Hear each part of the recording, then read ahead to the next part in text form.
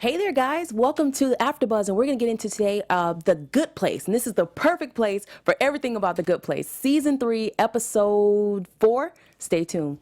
You're tuned in to AfterBuzz TV, the ESPN of TV talk. Now, let the buzz begin. Yes. So exciting. I just love the intro music to this. It just relaxes you. It does. It's only 3 seconds of relaxation, but you get to get it in enough, those 3 seconds. You know? Dun, dun, dun, dun. Hey guys, welcome back. We are going to get into season 3, episode 4 or 5. It's either way online. However you split up the premiere, You do it, whatever floats your boat. Jeremy Bearimy. And at first when I heard that, I was like, what? I know. I was like, so confused. Is there a character I missed or something? But they obviously explained it during the episode. But stay tuned. We're going to get into Michael and Janet. Then we're going to talk about Chidi, of course. We're going to talk about Tahani and Jason. And then we're going to end it off with Eleanor. And then stay tuned. We got a special segment coming up. Of course. Chalk it up to Chidi. And also we have some news and predictions. Yeah. It's going to be a full 30 minutes, guys. Yeah, Strap in. Hold your urine. Buckle those seatbelts. We about to get into it. So how did you? And my name is Sayrie, by the way. My name is Sayrie, and I'm Taylor. Taylor. Oh, Taylor. So what did you think of this episode? It was great, as always. I mean, the show, just in the last episode, I was so impressed how they did the year time jump within a span of 5 minutes. I'm like, that's such just amazing writing. The fact that they can continue to just mess with time and reboots and all of this crazy stuff. And this one was obviously no exception. I especially loved the part that the title kind of hinged on, where they explained how time worked in the afterlife. I thought that was hilarious and just so. As with Chidi, it kind of broke me a little bit. So creative. I wonder if they get high before these episodes, before they write, because who thinks of that? I don't know. They're brilliant, though. Yeah. For you guys who may not know what she's talking about, they were saying how on Earth the timeline is straight. It's a straight line, and then there's different instances throughout. But in the afterlife, it's spelled out Jeremy Bearimy. Jeremy Bearimy, yeah, in cursive. Michael. So funny. Yeah. So let's get into it. Michael and Janet, we start off the episode, Michael and Janet, they walk in and there's an interdimensional door. There you go. There you got it. Third time's a charm. You got it. Third time's a charm. And the door is open and everybody's like, what? I know last episode, on that cliffhanger, I was thinking, where are they going to go? I know. Where are they going to go with this one? Oh my gosh. There's always so many directions they could go. And then they never choose the one I think they're going to choose. They always invent a new one I never would have thought of. It's crazy. So I guess they chose the crazy honesty factor. Right? That's the weirdest thing in this show. That never happens. Let's see. We screwed up. Let's just tell the truth. Yeah, that's what they chose. They basically told everyone the truth from beginning to end. And I want to see a big time lapse on that, but it just seemed like it took 5 minutes. I don't know how that whole story took 5 minutes, but it took 5 minutes. And everyone handled it differently. Yeah. Michael and Janet decides to write a manifesto. What do you think about that? I thought it was great. And I especially thought it was great how Michael just can't type fast, can't find the age. And then by the end of the episode, Janet has this 1,000-page manuscript. I thought that was really funny. Yeah. And I thought it was cool. And I like how they decided to integrate suggestions for changing the afterlife process. And I don't know, I think the show is just so interesting how it raises those questions of is this the best way to do things? And I'm excited to see what comes of that. I thought that was a really sort of fun thing. And play with, yeah. Yeah, and I think that could go a lot of different directions too. I think it's interesting, the manifesto. I wonder if it's going to get published on Earth and then everyone learns how to be a better person based on this. Because the whole idea that the group now knows they're going to hell, woof, what would you do? Put that in the comments. What would you, if you knew you couldn't basically save your own soul, would you try to do good or would you basically wild out, Yeah, that's interesting, yeah. That's the ultimate question, This show always makes me think, there's so many moral dilemmas. It's crazy. Especially the last episode when farting brings you to hell. So I was like, oh, right? wait a minute. I was like, ooh. Yeah, I don't know if I want chili now. That's it. Chidi wants chili. Yeah, Chidi wants chili. So yeah, same like we've seen all the other seasons. Michael and Janet are teamed up. That bond is ridiculous. Janet is definitely his right-hand woman. I don't see that breaking up anytime soon. No. And I wonder, you know, who's his audience for this manifesto? You know, what he's going to do with it? You know? I think that, I don't know, I feel like they're going to give it to the judge, Maya Rudolph's character. I think, but although she's like very, very angry at them, like, is she even going to listen to it?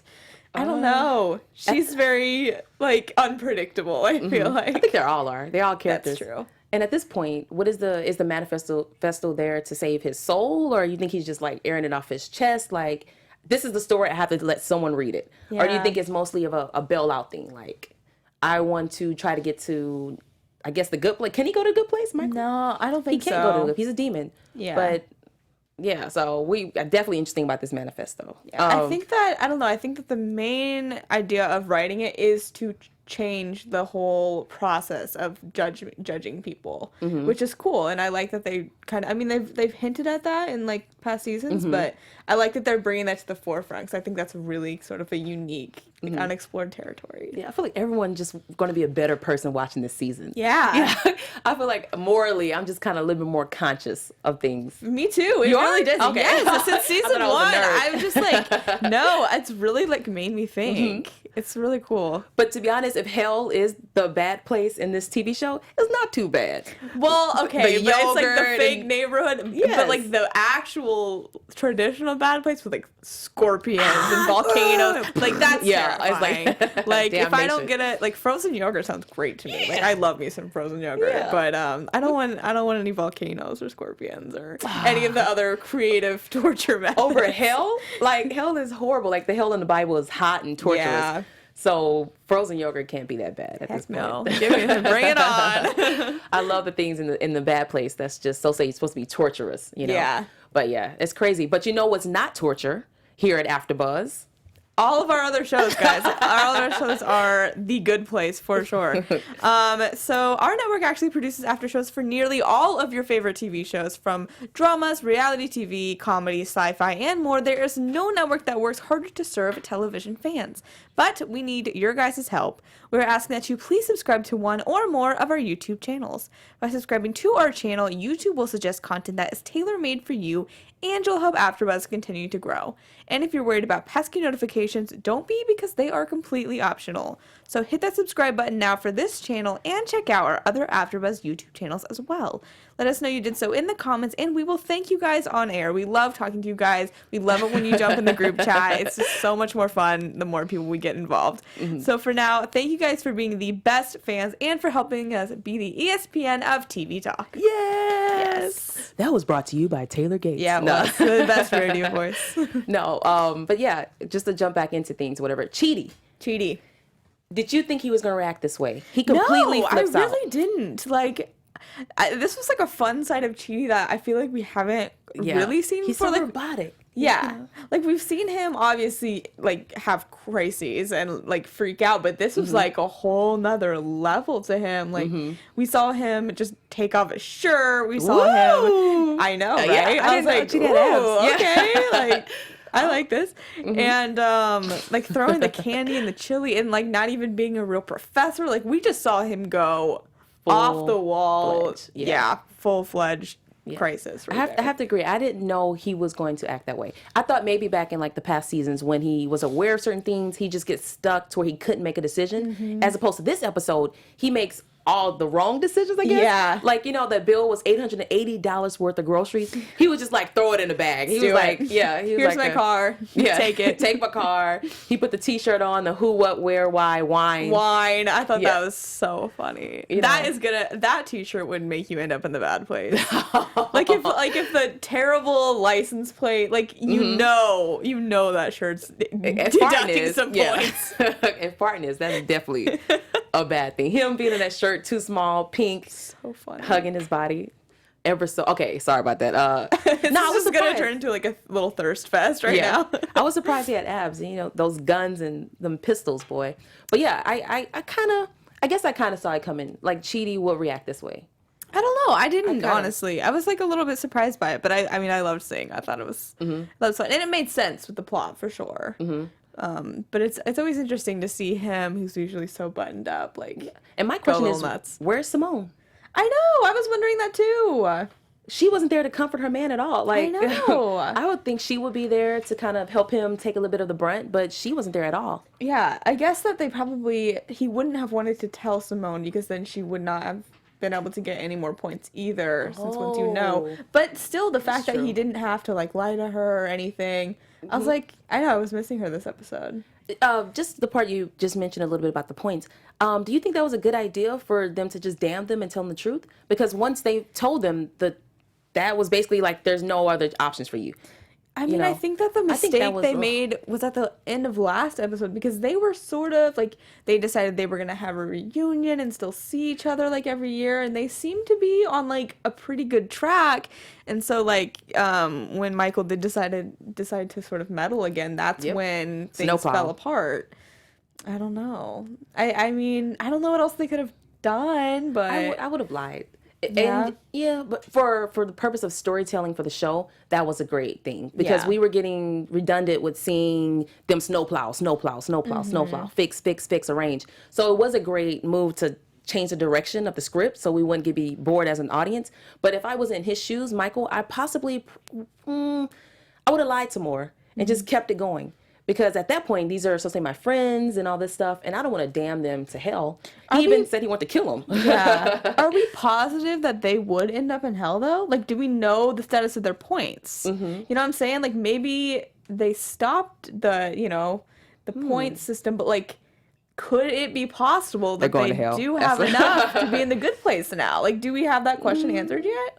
I guess you're right. I think that would be interesting. Maybe that's a judge answer. Yeah. Because at this point, I assume that them knowing that they're working on a point system automatically like ends the points for sure. But I don't think we ever got resolved if they know like the number of points they have. So it's like maybe they are in the positive. Hey, like maybe they would go to the good place if they died after today. 2 years on Earth of just being good. Yeah, you know what I mean? Maybe. Maybe that's a prediction. Ooh.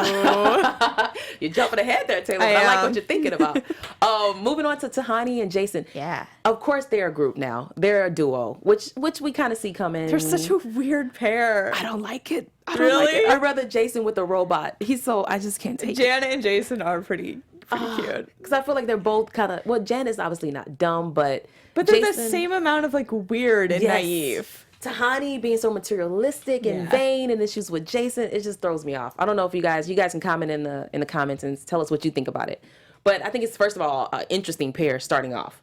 And so now we see Tahani, she's freaking out, right? So now she's giving away money. So she took the news kind of well. She did. She took it pretty well. I would say like the best of everyone. She took it. She starts giving out money in the streets he's like, maybe you shouldn't call them poor. But she's like, here, you look poor. Take this money, you know. They have like diamond rings on and bejeweled. Oh, you look poor, you know. She has no concept of like finance. Not even a little bit. And then Jason, I don't even think he understands what's going on. No, to be honest. He never does. Yeah. That's why I love him though. His lines are just, the one that really killed me this episode when he was talking about off-brand SeaWorld, about how they were just jellyfishes in the kiddie pool. And killed a whale. Like, who writes this? I'm telling you, it's the weed. It's so good. It's drugs, I'm sure.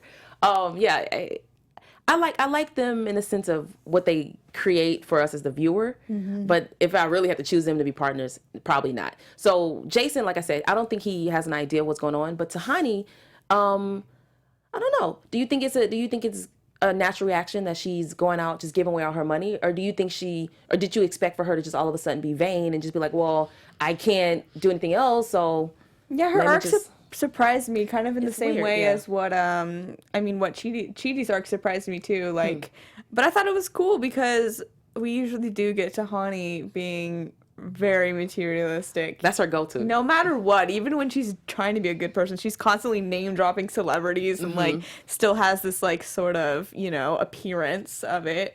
So I liked the side of her. I thought it was something that we hadn't seen before, and she like donates obviously to the opera house, and then $2 million. $2 million to whatever. Ooh, Marie. Like I want to sing opera for that. Yeah.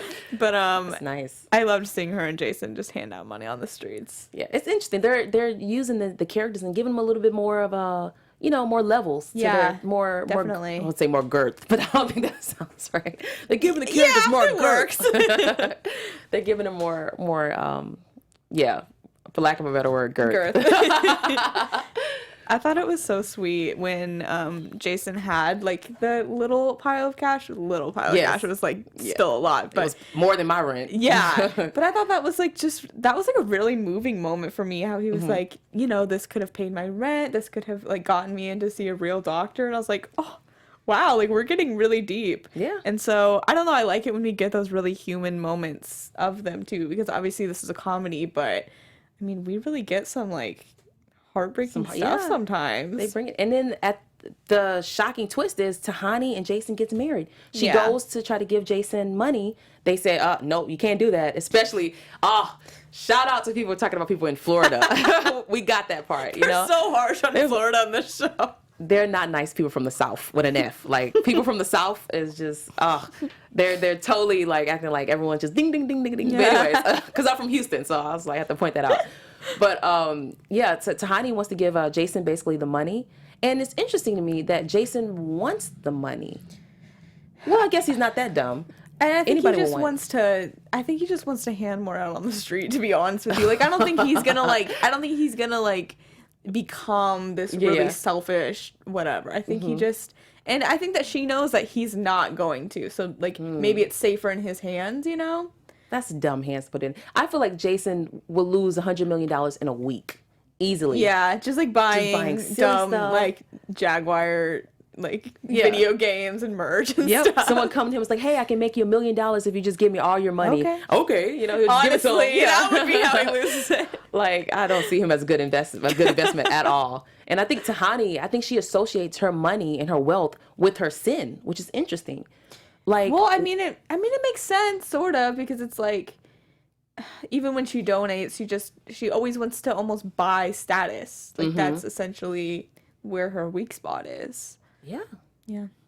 Money is evil, so you should all take out a pen right now. Send it to 595. No. So my Venmo is. My Cash App is. Get rid of that evil money. Just you don't give it need to it. me.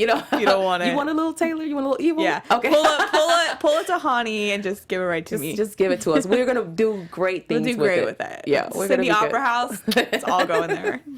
I don't know with the opera. That's an interesting choice, anyways. No, it makes total sense. Being Tahani, because she's still all about the arts. Yeah. Why not like a starving country in like South America? Instead, she does. That's not glamorous enough. Even in her giving, she's kind of superficial. Yeah, that's horrible. Oh, but it was a good gesture, and also like Eleanor, basically, right? Eleanor was predictable. I think she went to the bar, said it's her birthday. I love the way she just lies with a straight face. She's like, my name is Tom. And she just straight face looking at you. You're like, oh, shoot. Like, she goes to the bar. She's like, it's my birthday. I want the free margarita. Then she comes clean. It's like, it's not my birthday, but I'm having a hell of a day. Give me the margarita. Give me the margarita. And he's like, okay, And then all of a sudden, she sees a wallet. And for some reason, that changes her heart. What did you think about that? I agree with you that her storyline was a little bit more predictable than the others, and I feel like that's like to be expected, because she's sort of the grounding force of this whole show, and she's always the one that kind of like has the last minute, realization. But I thought it was like interesting that she just couldn't take like the money, because like deep down, that she's learned so much, and like that little voice in her head has grown stronger and stronger. At first it was mute. Now it's a little bit of volume. It's like 10 on the volume scale. Yeah, but I really liked it, and I really liked like when she gave the wallet back. I thought that was a really cool scene. And do you notice that in this show, doing good sometimes is hard? It's like going more out your way. For example, it would have been easy for her to just find the wallet, drop the wallet off, boom, boom, boom, right? Yeah. No, she drops it off at the first house. No one's there. She has to carry all the stuff back to the second guy's house, to Fred's house. Then she has to hear the story about Fred's daughter, Carolyn, basically. And it was interesting, too, like, the fact that his most precious thing in his wallet was not the money. It was scribbled little design by his daughter, Carolyn, who Eleanor calls a horrible artist with no talent, right? Classic. Yeah. Classic Eleanor. She was like, yeah, the kid has no talent. Kid cannot draw. Yeah, I feel like this show always have little subliminal messages in it. Yeah. The fact that he his prized possession is not the money, and it is his drawing. That's his good luck charm from his daughter. Yeah, and I thought it was really sweet how he's like, you are a good person, and I want my daughter to turn out like you someday. And I was like, because that's the reward, you know? Yeah. Like, Eleanor didn't get the money, but she got, like, what she needed to hear to kind of spur her into action. It was really pure. Good place, you're not going to fool me. Bring me the money. Show me the money. I'm tired of these ambiguous things of, you are this not. is life and living. No. This is not getting you many points right now. You know, thank God none of you guys are the judge or God. We don't know. I did eat a burrito the other day, so. Oh shoot, man. You know, I feel like maybe I don't want to get into it. I was gonna say maybe I'm not gonna get to the good place. I will get to the good place. We will. We're determined. Yeah, but just little things like that, I think make this episode even more 3D. You know, like it's lessons everywhere. You know, we get into a little later. You know, and chalk it up to Chidi, all the different things he broke down as far as the virtual exits and stuff. But it's crazy. Out of this whole group, who do you think is more likely to get into like the good place? That's such a hard answer. If you can jump back in it, you know, if you can give him another chance. I mean, I think that, I think that right now it would be Eleanor, just because she's going through so many, you know. Because she's the star of the show. She's the star of the show. And I don't know, I feel like she's made like the most progress, because she started out in like a very, like dark she was place, very clearly not supposed to be there.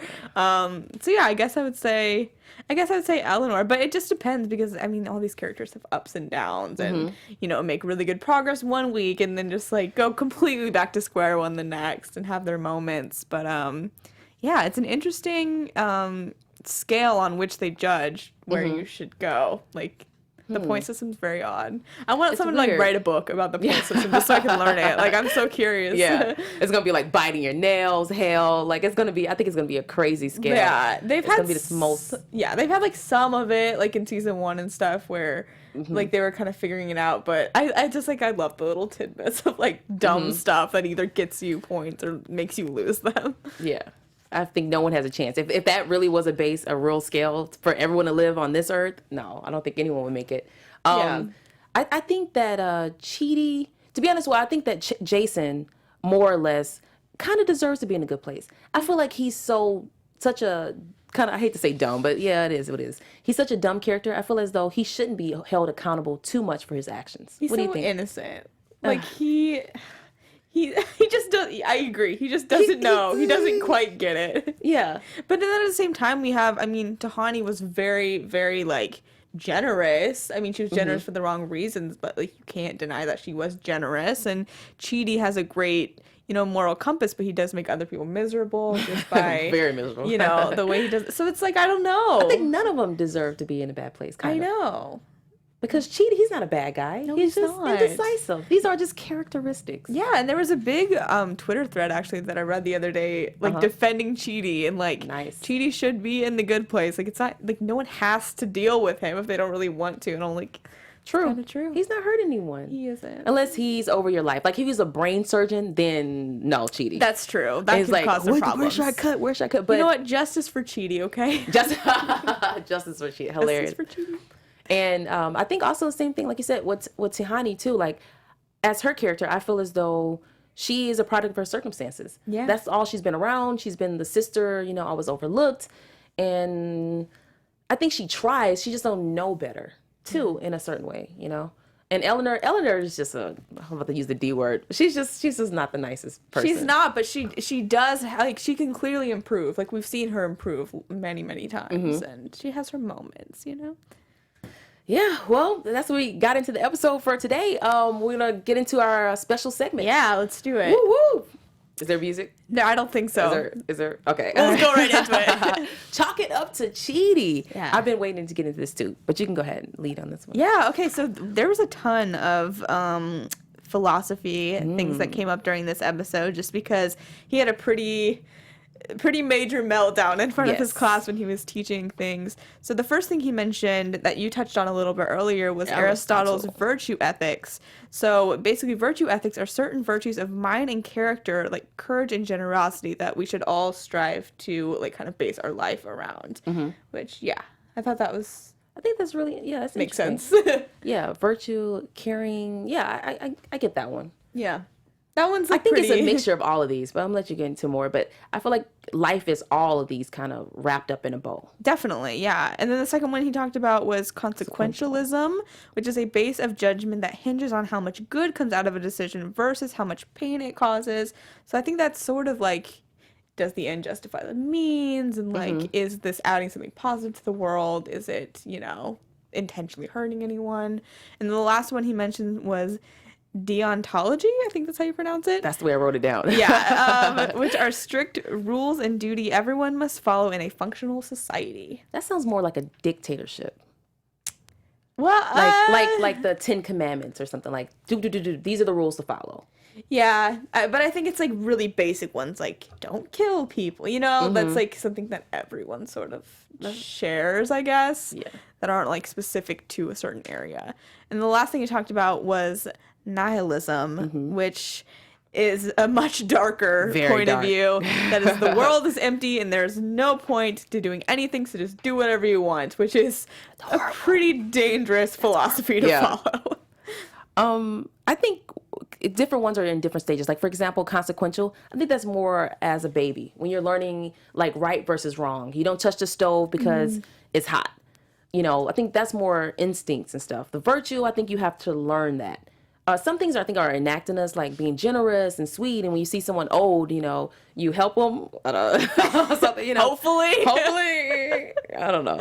I think that one's more based with, around other people and stuff like that. I think that has something to do with a community, and that's not necessarily something alone, and you have to have those virtues, I guess, once you kind of interact with other people. Yeah, and you have to like decide what virtues are the most important to you, I think, because like everything, all the good virtues are important, but whatever you sort of like prioritize above the other ones. I think it's interesting. That tells a lot about you. Like, I remember in like high school, we'd have like a list of like 100 virtues, and then you circle the 10 that are most important, and like put a square around the 5 that are most important, and like you star the one that is like most important to you. I have to ask you what's your most important. Oh gosh, I don't remember what it was. I think mine was respect, just because respect, like, I feel like kind of encompasses like a lot of them, so it's sort of like cheating in a way. The so umbrella. Like, respect, that encompasses loyalty and kindness and like all of this stuff. But that's a little bit off topic, but I think it's interesting. So go online and like find a test like that, because it like tells you a lot about yourself. Yeah. Let's see who's really in the good place. Yeah. In the comments, let us know. Are you more virtuous, consequential, or deontologist? Yeah. Take a BuzzFeed quiz. There's probably one. There you go. There. And if you are into nihilism, don't even comment at all. Maybe rethink your life. Yeah, because I'm pretty sure it's gonna be, this is horrible. Life is horrible. Everything's dark. Like, don't even comment on that one. It's bleak for sure. Yeah, well, thank you, Taylor. That was great. Chalk it up to Chidi. It's always such great little nuggets in there. Yeah. I feel like I learn things when I watch the show, which is, I mean, I can't really say that when I watch, like, Dance Moms or something. I can't. No. I learned how to do jazz. Yeah, I learned that moms can be a little feisty. I wonder if I'm going to be like that when I get older, I guess. And next, we're going to go to news. Yeah, let's do news.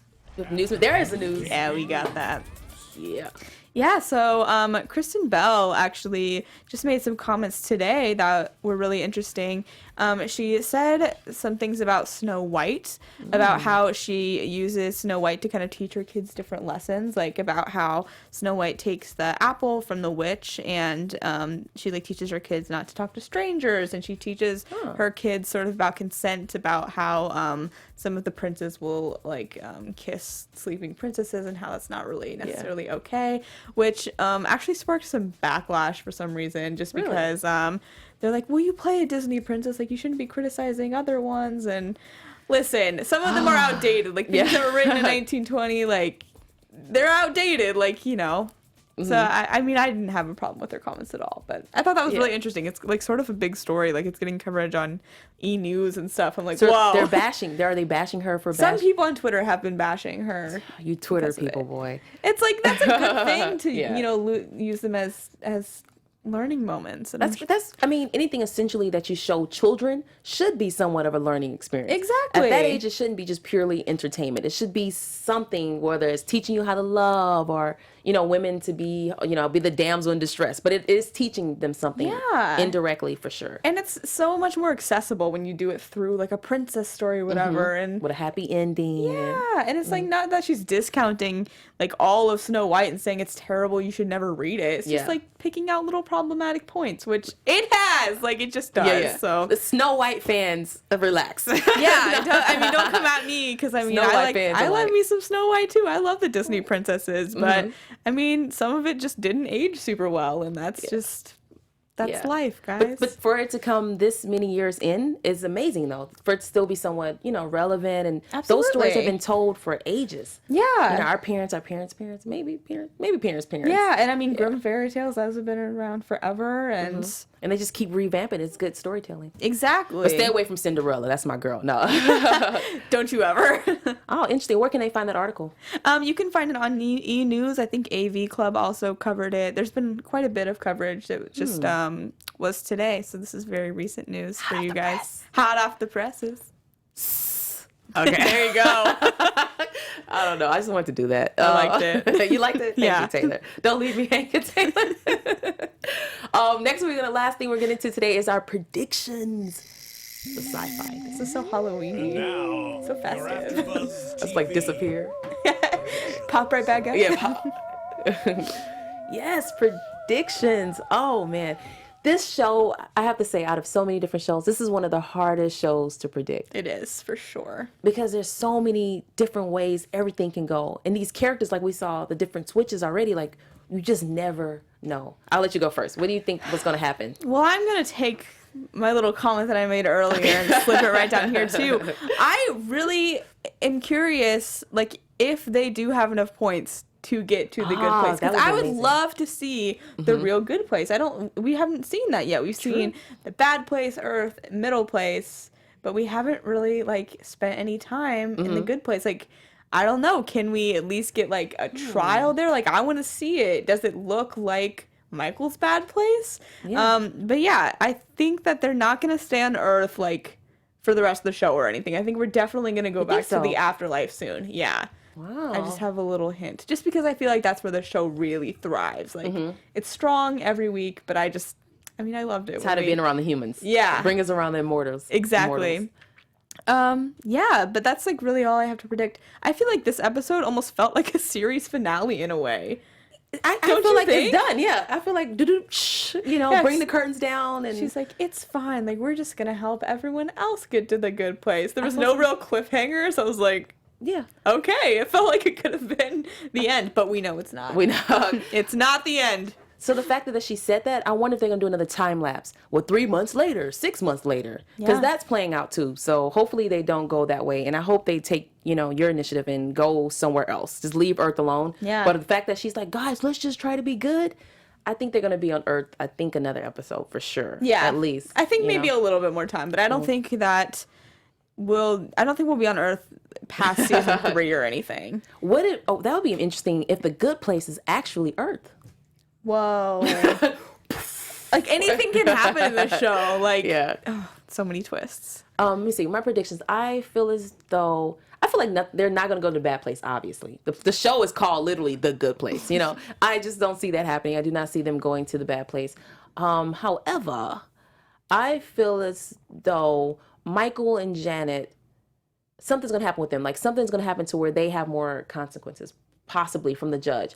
Or the judge may be cool and just be like, what I'm hoping doesn't happen is another reset. Yeah. That's what I don't want to happen. Yeah, I always feel like I fall in love with the versions that they are, and so when they're reset, I'm like, oh, I miss old Eleanor or whatever, even though it's obviously still the same character. But they're that good though. Yeah, I don't know. It's hard to predict this one. It's anyone's game. Like, it's anyone's say. Like, we never know. But I just hope we see more Maya Rudolph. I love her character in this show so much. Janet maybe is going to have a breakdown because Tahani and Jason's married. Yeah, it's platonic, but she may start shortaging out, possibly. That's pretty much for the predictions. I'm excited. That's it for you? That's it for me. My prediction is we're going to love it. Yeah, exactly. Well, thank you guys so much. Taylor, Tell them where they can find you. You guys can find me on Twitter at @alpha_Ann, on Instagram at Taylor_Gates_. I also host the Law & Order SVU after show every Thursday at 8 p.m.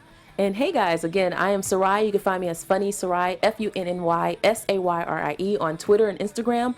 Also, I'm going to be on Empire starting at 7 o'clock right here at AfterBuzz on the drama section for sure. And until then, you guys have a great day and you stay in the good place. Stay good.